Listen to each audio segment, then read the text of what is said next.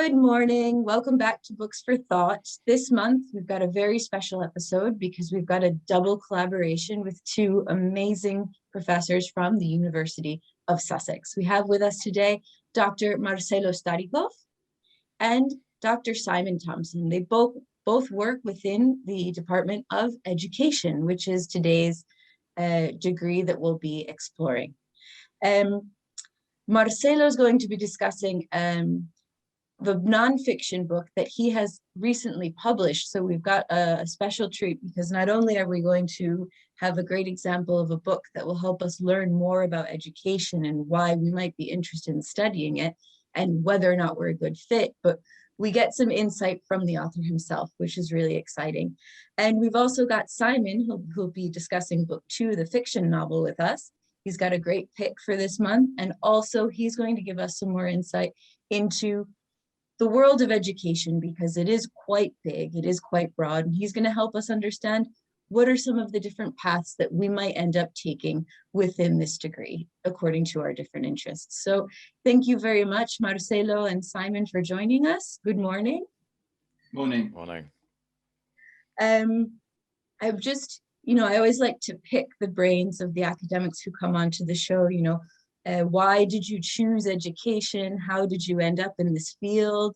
And also, what are some of the great things about teaching or learning within this field at the University of Sussex? So Marcelo, it'd be great if you could kick it off, and then Simon, you could follow up with some of your thoughts. Great. Thank you so much, Allison. It's a great honor and a great privilege to be part of this session on Books for Thought, and to be sharing a platform with Simon is a real dream.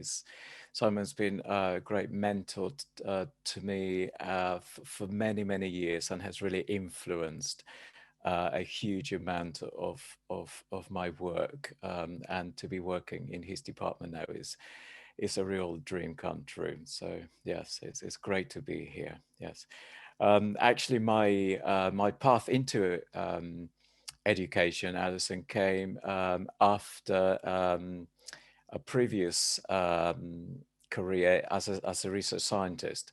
So I started off as a research scientist doing biochemistry, and at age 30, I switched over to education. I did a PGC in primary, and I think it's interesting to mention at this talk that it's probably one of the best decisions I ever made, because from the first second of starting the PGC course, I felt that it was just such a wonderful thing to be involved with in terms of the whole field of education. And I noticed very early on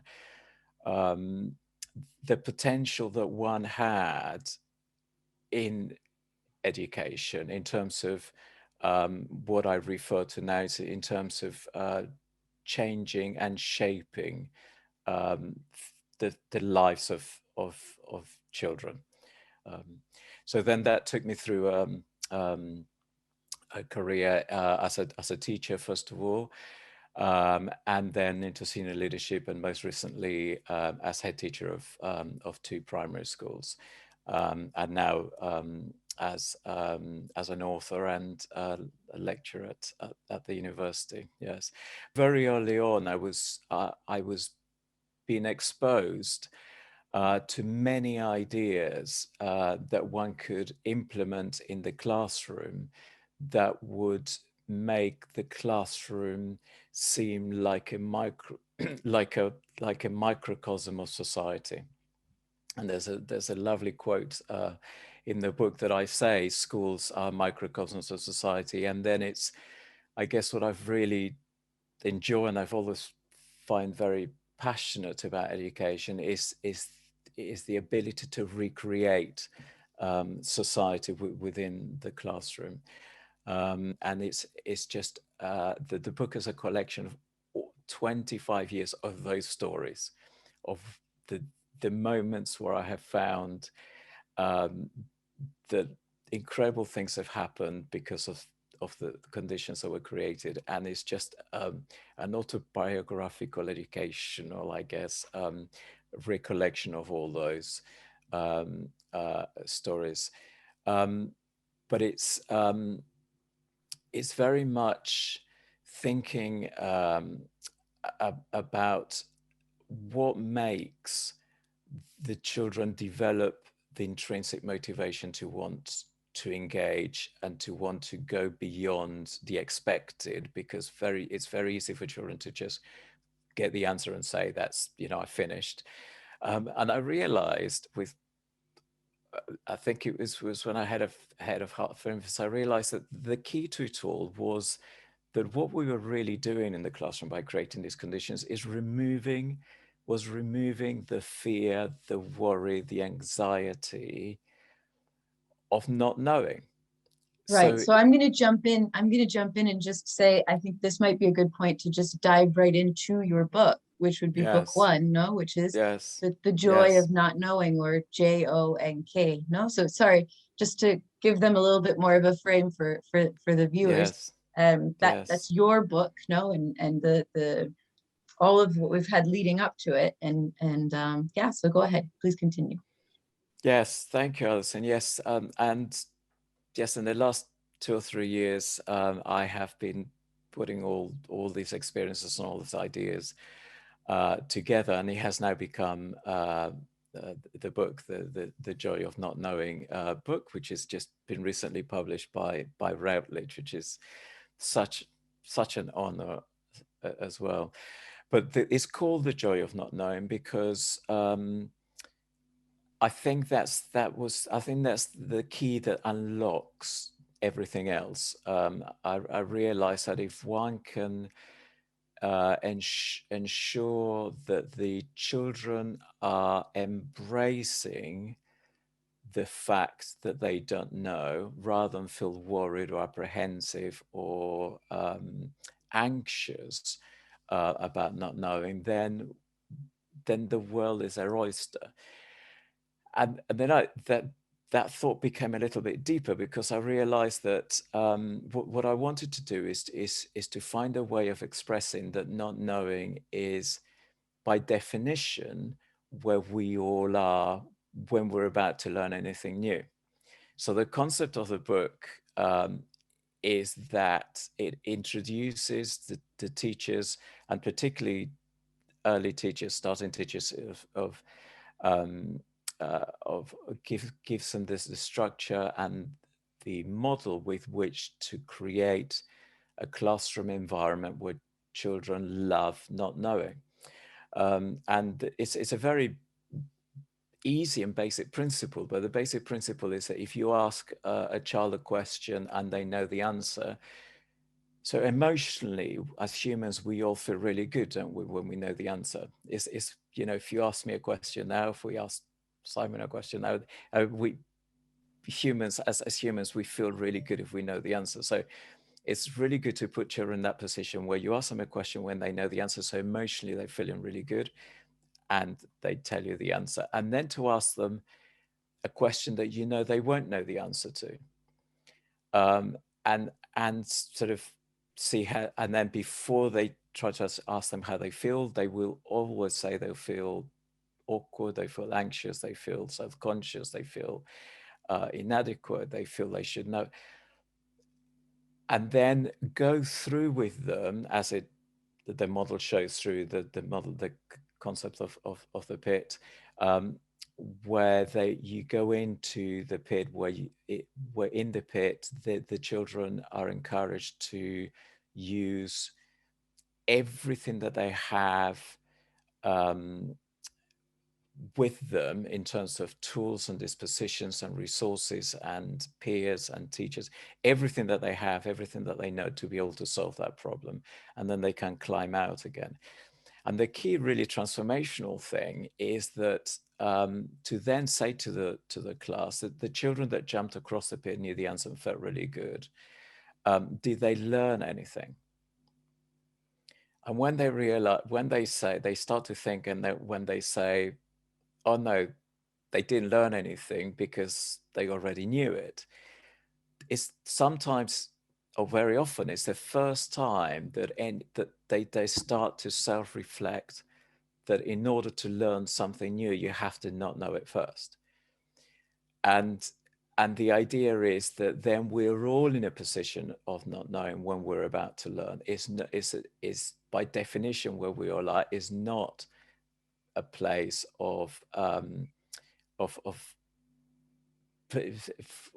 in some way being not of being at fault or being less.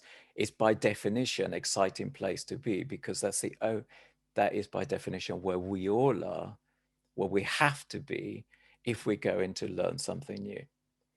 And then the idea which the book describes is, how do you then ensure that the children feel enthusiastic, because by definition you're placing them in a situation where it is uncomfortable. So the book talks about, how do you make children feel comfortable with being uncomfortable?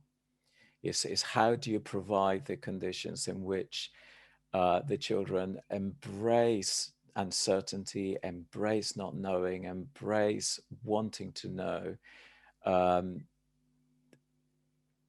in the knowledge that that is where they have to be if they're going to learn something new. And the key to it all, which the book describes, is that when they are about to learn and they realize that that they're in a position of not knowing, that is the very, very key point, because it's at that point where the teacher gives the children the opportunity to say and to think about what they know that they know about that subject and what they know they don't know about that subject. So it's a very interesting position to be when you're learning, because it's not talking about ignorance, it's not talking about anything that's a fault of the learner.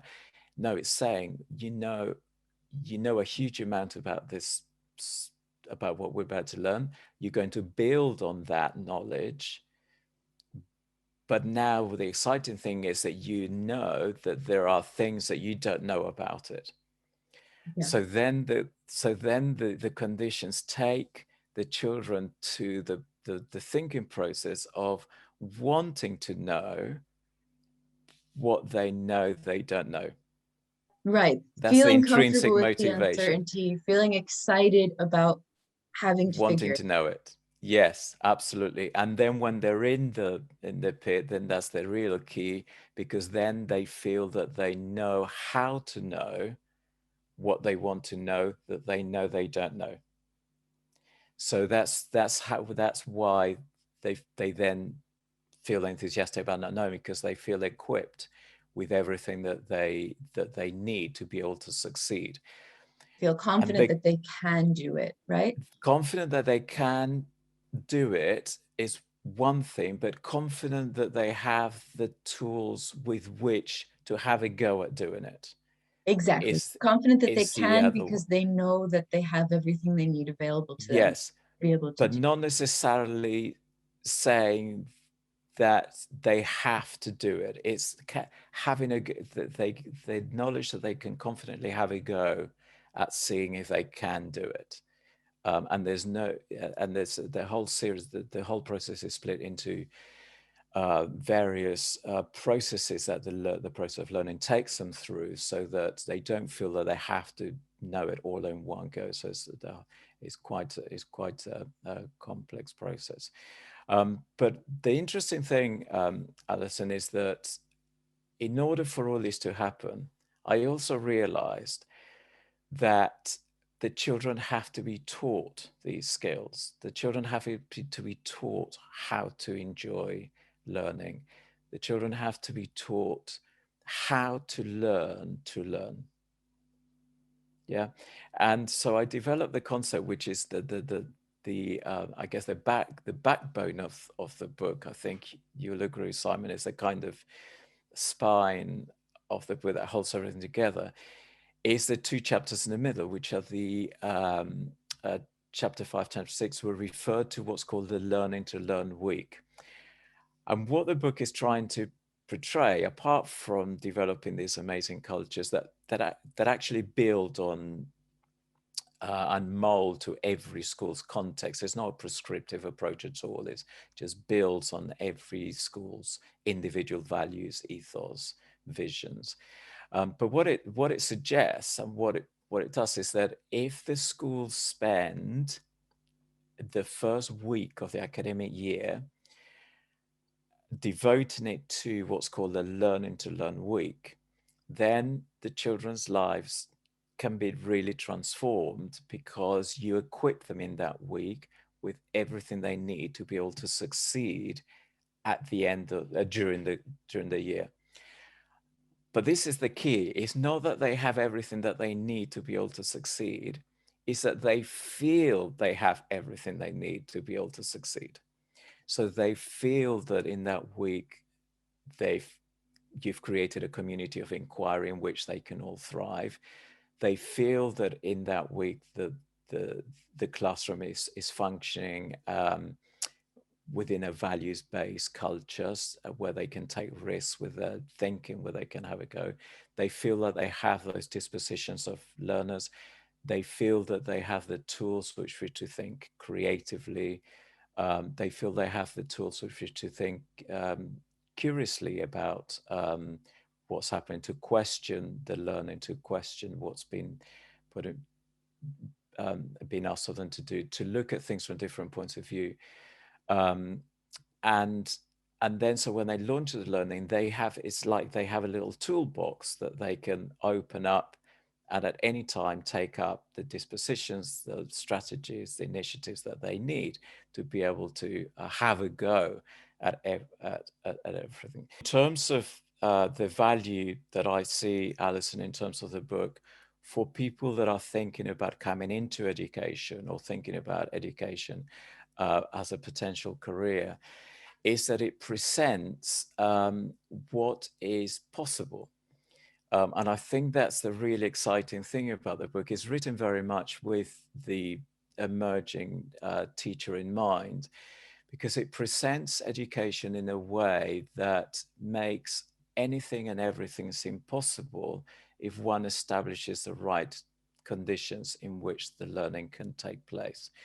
And I think it demystifies the whole aspect of education and that worry of having to transmit the content of the curriculum, because it provides the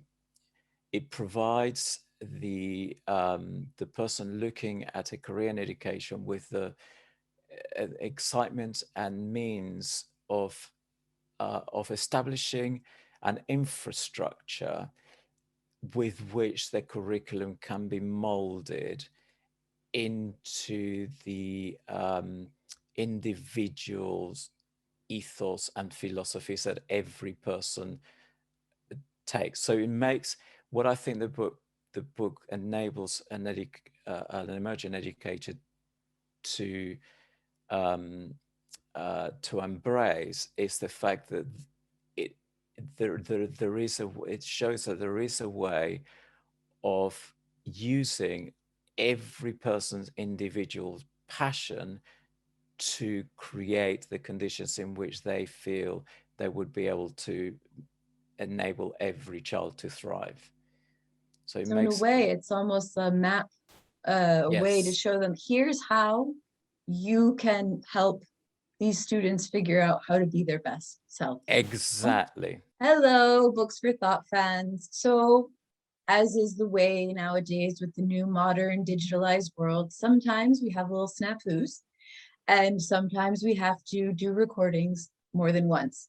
So I have with me today again, Dr. Simon Thompson, because he's been gracious enough to come back to do another recording because the first one did not download properly. So we don't have Dr. Marcelo Staricoff with us today because we have his part and they're all very, very busy and we didn't want to bother him again.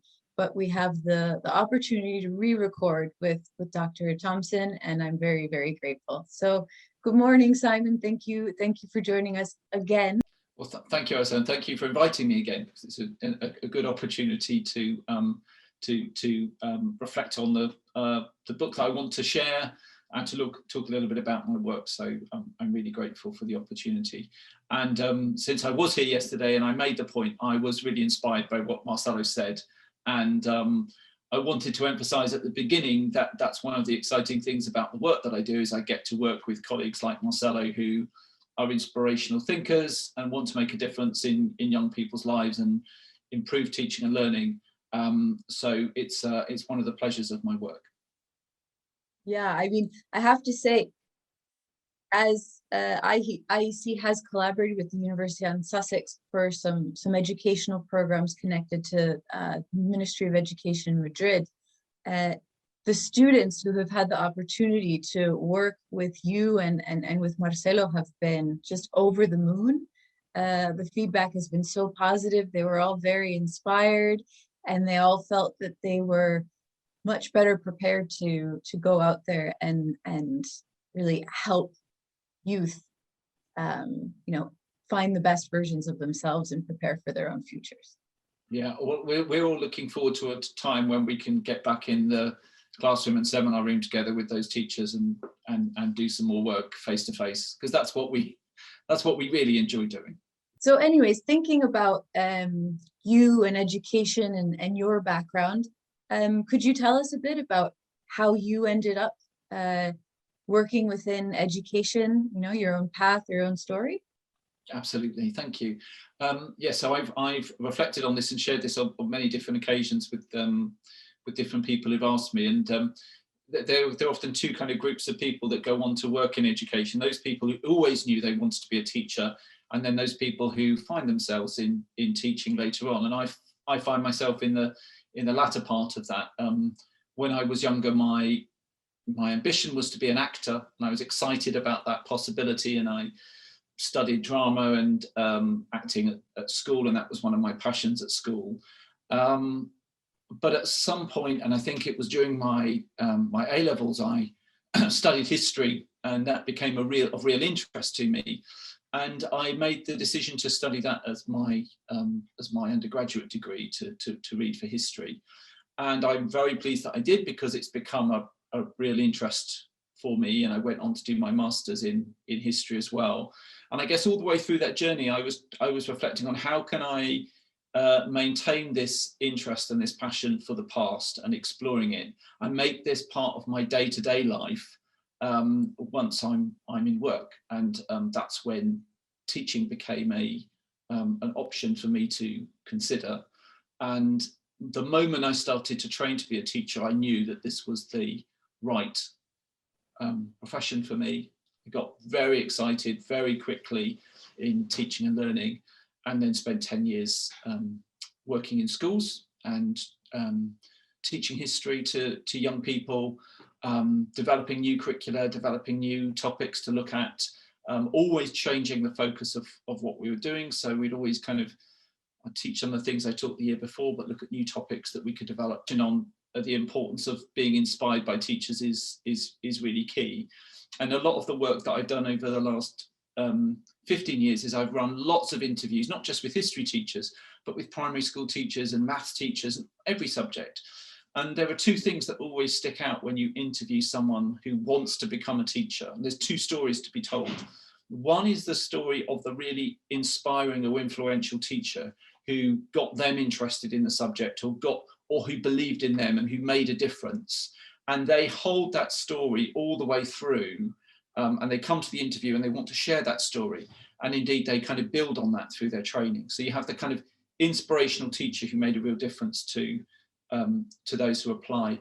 But you also have those people who want to make a difference, who themselves may have struggled in the classroom, or might not have had a good experience of education, or who've worked in areas or have come from areas of social deprivation, and they want to change things. They want to make things better, not just for people like themselves, but for all pupils as well. So there's also this mission to change the lives of all young people. And that might be around different ethnicities, it might be around social class, it might be around gender, it might be around disability, but there's also something there about the kinds of children that the beginning teachers I work with want to improve and strengthen.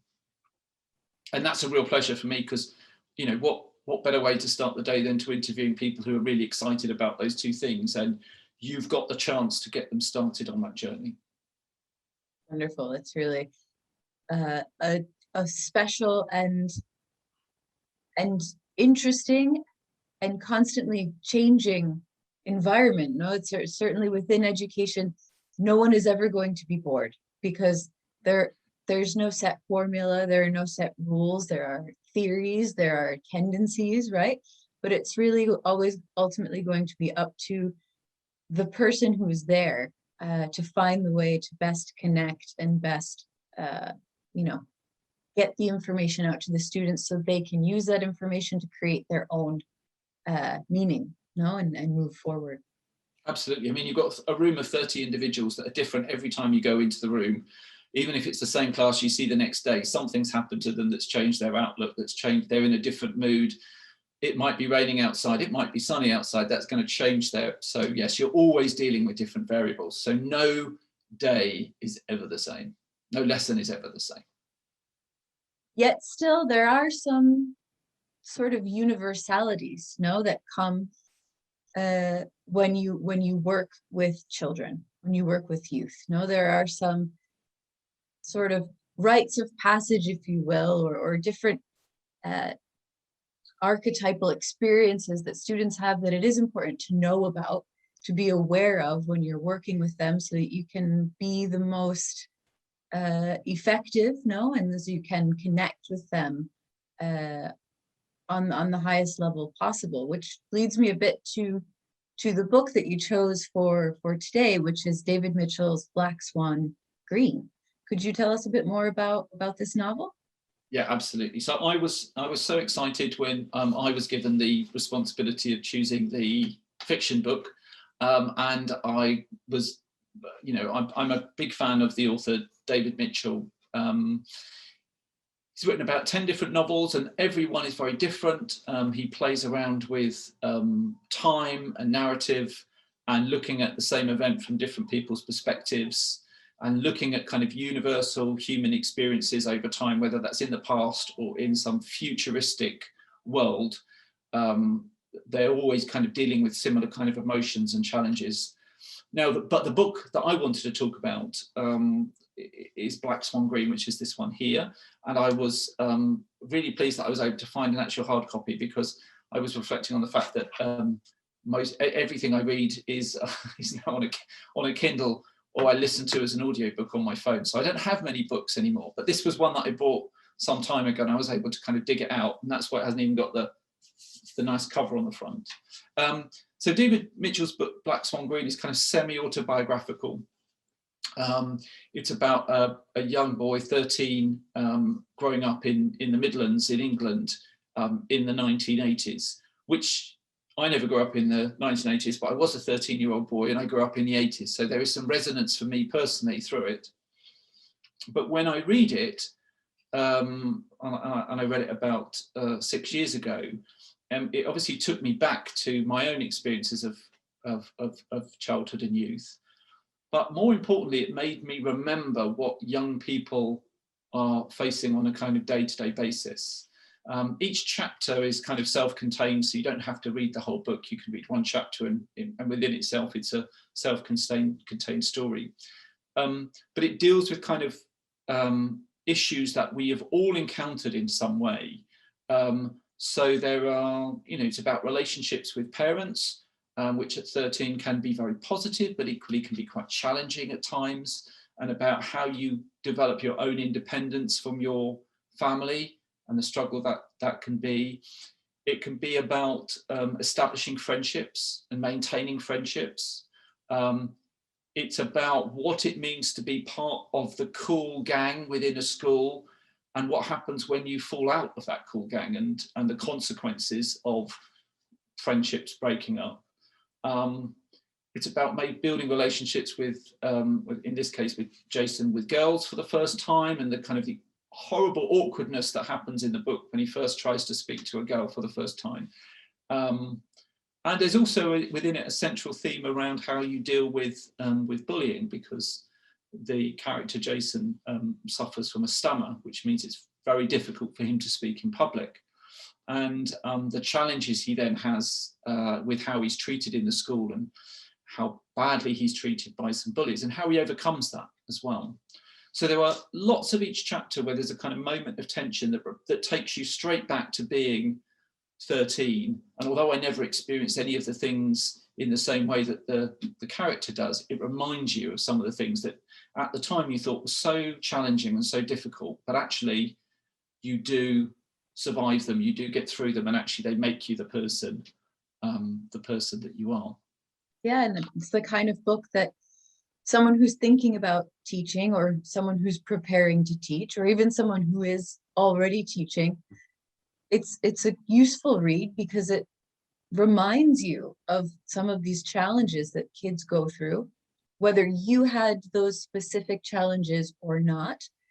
And it also reminds you of how vast, and how important these things that maybe to us as an adult now looking back, they don't seem so big, because we have the advantage of knowing that we survived, that we got through it, we're still here. But for them, it really is the end of the world, or it feels like it sometimes in these situations. And I think for future educators, that's probably a good thing to remember when you're working with them. Absolutely. The book, once I read the book, and I was obviously involved in preparing teachers, I changed my reading list for those preparing and said, before you come on the course, just read Black Swan Green. Don't think about yourself, but just think about the character in the book, and think about the kind of children that you're going to work with, and remind yourselves of the kind of preoccupations and challenges that they face, because they are very different from our own now, but they are similar to the ones that we've experienced. So yeah, it's a really, really good book to kind of look at. But it's also really good if you're just 13, 14, 15, 16, to kind of read someone else's narrative of some of the things you faced yourself. And it's funny. The book's funny. It's sad. It's funny. It just talks to us about what it means to be human in sometimes the most mundane circumstances and situations. So the village he grows up in the Midlands is quite a boring place. There's nothing special about it, but he finds adventure, and he finds the kind of challenges that we face today. It's an all-around good read that I think anyone who picks up is going to connect, reflect, or relate, depending on their age and the moment in their life that they're in. So thank you very much for bringing this book to our attention. I'm sure that the students and whoever else is watching is going to love it. And now I'd like to take advantage of the fact that I have you here, Simon, and I'd love if you could tell us a little bit about the Department of Education within the University of Sussex, what makes it so special, and what are the options that students would have within it. Thank you. Well, I mean, obviously, as a Department of Education, one of our big areas of focus is the preparation of teachers. So a big part of our portfolio is courses and programs which realise people's ambitions to become teachers. Now, whether that's a primary school teacher, which Marcelo teaches on, and which I've taught on as well, which is often a 3-year degree. We have a BA in primary and early years education, which takes 3 years, in which someone becomes a primary school expert by the end of that, and is ready to go on and teach straight after their post-compulsory education in the UK. There are times when you spend in school, so you learn from experienced teachers, but there's also time at the university when you're learning from experts like Marcelo and other colleagues who teach on that program, as well as the self-study that's involved. And that's a relatively new degree that we've been running, but it's very, very popular. This year we've had about 500 people apply for 50 places. So it's pretty competitive, but that enthusiasm for working with young people and kind of that drive to kind of make a difference in people's lives often sees people successfully through an interview. For those people who want to become a secondary school teacher, as I became, then actually the route is something that's different. It involves you pursuing your passion, your interest, your excitement. So for me, that was a degree in history, but it might be a degree in literature, it might be geography, it might be science, physical education, music, any subject that's taught within the secondary curriculum.